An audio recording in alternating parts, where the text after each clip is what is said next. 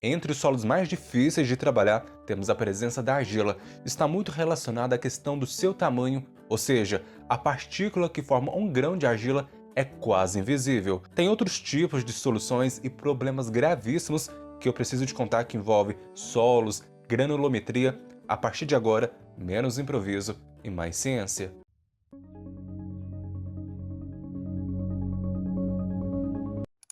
Olá, sejam bem-vindos novamente ao canal. Sou o engenheiro Pedro Rodrigues e vamos direto ao assunto que envolve a parte de solos. Mas afinal, qual que é a necessidade de conhecer os solos? Ora, a maioria das pessoas acreditam que os solos são todos iguais. A primeira dica que eu vou te dar, sempre quando você visitar um terreno, seja na questão da compra ou talvez um serviço que você for prestar, observe qual que é o tipo de solo, porque dependendo do tipo de solo, o problema pode ser grande. E quando eu falo para você observar qual que é o tipo de solo que tem ali, não é aquele solo superficial, sempre é bom você fazer uma perfuração ali para você já ter essas noções de qual que é o tipo de solo que nós temos presente ali, que vai te ajudar muito nas suas tomadas de decisões para aquele projeto ou serviço. Cada solo possui uma característica de formação, podendo ser um solo argiloso, siltoso ou arenoso. Provavelmente você vai ouvir ou vai ler no relatório de sondagem algum tipo dessas nomenclaturas. Para te ajudar a definir ali qual que é o tipo de solo que você tem, você pode contar com as recomendações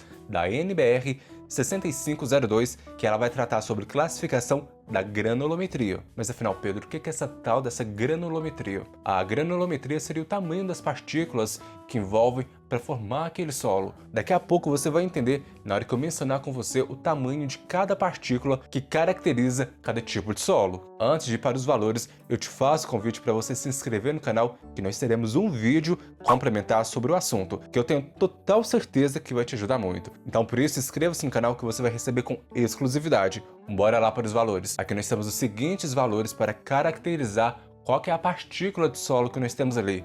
Vamos começar com a argila. A argila é um dos solos mais difíceis de trabalhar, já que possui grãos finos, onde que nós podemos considerar que aquele grão se caracteriza como uma argila, aqueles grãos menores que 0,002 milímetros. Olha o tamanho das partículas. Se você colocar na mão, você não percebe. É muito pequeno para fazer essa formação dessa argila. Então por isso se torna um dos solos mais difíceis de trabalhar. Para nós determinarmos que isso caracteriza como uma argila, nós temos que fazer alguns ensaios. Porém, a argila é um caso especial, onde nós só conseguimos identificar que aquele grão é uma argila com ensaios químicos e também ensaios geotécnicos. Outro tipo de solo que nós temos aqui é o silt, que diferente das argilas, ele não apresenta boa plasticidade. Os grãos variam entre 0,06 milímetros e 0,002 milímetros.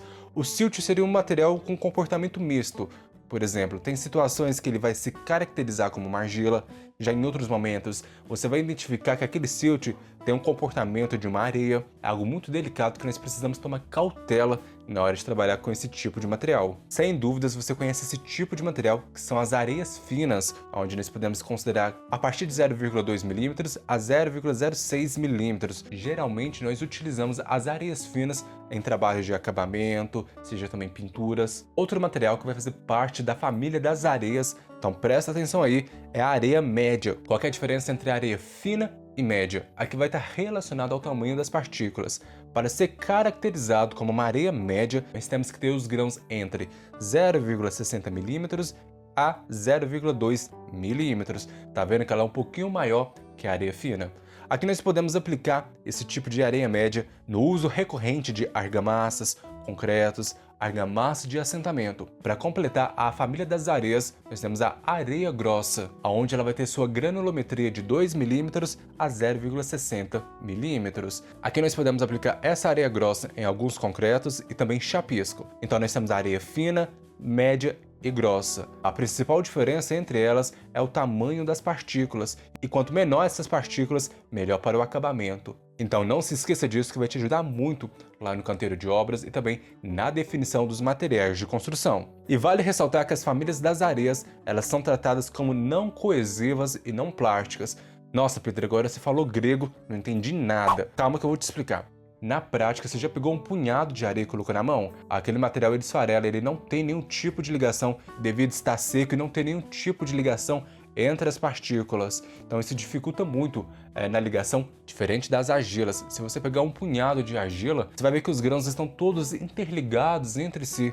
Então essa é uma das principais diferenças entre a argila e a areia. Então a areia não possui essa conexão entre as partículas, o que se torna um material não coesivo. E vale ressaltar também que as areias têm o maior índice de vazio, ou seja, espaços em relação aos anteriores. Esse tipo de material é super fácil de identificar, que são os pedregulhos. Os pedregulhos eles vão ter uma granulometria entre 60 mm a 2 mm, onde nós podemos considerar que os pedregulhos fazem parte da família dos solos granulares. O uso recorrente aqui desses pedregulhos nós podemos encontrar em ornamentos estéticos, jardins e outros. Se liga nesse próximo material, que é a pedra de mão, que tem dimensões de 60 mm a 200 mm. Começamos lá das partículas pequenas e chegamos nessas maiores, e eu vou te contar daqui a pouco que tem um ensaio específico no qual nós conseguimos determinar através de uma amostra qual que é o tipo de granulometria que nós temos ali. Nós pegamos uma amostra e nós fazemos esse ensaio. Provavelmente você já conhece ou você vai relembrar qual que é esse ensaio, então aguarde, daqui a pouco eu vou te falar. Já outro tipo de material que nós temos aqui é o famoso matacão, que tem de 200 mm a 1 metro. Esse tipo de rocha tem um grande problema em ensaios de sondagens, sendo que o ensaio de sondagem mais famoso que nós temos aqui no Brasil e também mais barato é o SPT. Basicamente você faz furos estratégicos ali no seu terreno para você determinar, estimar a questão de resistência daquele solo. Então nós pegamos o ensaio SPT, nós fazemos a perfuração do solo. Esse tem todo um processo básico, aonde nós vamos adentrando camada por camada do solo para verificar a resistência através das amostras. Assim que nós finalizarmos a penetração do solo através do ensaio SPT, nós retiramos a haste que foi adentrada no solo e retiramos aquelas amostras que serão ensaiadas. Basicamente é assim que funciona o ensaio SPT, e não ficar se questionando o que seria esse ensaio SPT. Geralmente nós fazemos de 2 ou mais furos em cada terreno para localizar qual que é a resistência desse solo. E por que não pode ser apenas um furo?